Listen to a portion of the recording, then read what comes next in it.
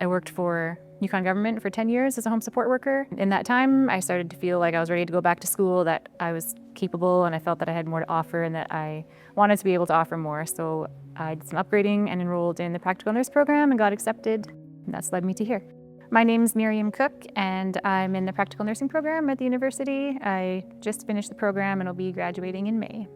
There was some phrases that we learned about in one of the early classes. I didn't know that nursing was really rooted in social justice, and that's something that really resonated with me.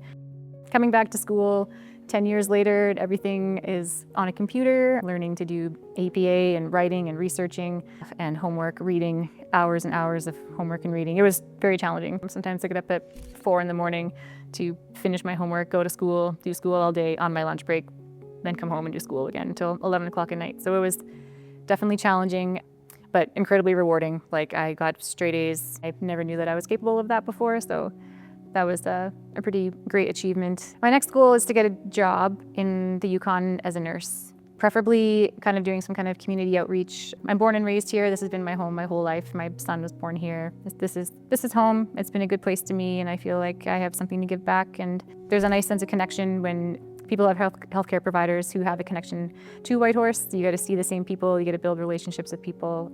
Yeah, just being able to look back and, now it seems like 2 years has gone by in a flash, and I'm really proud of how far I've come.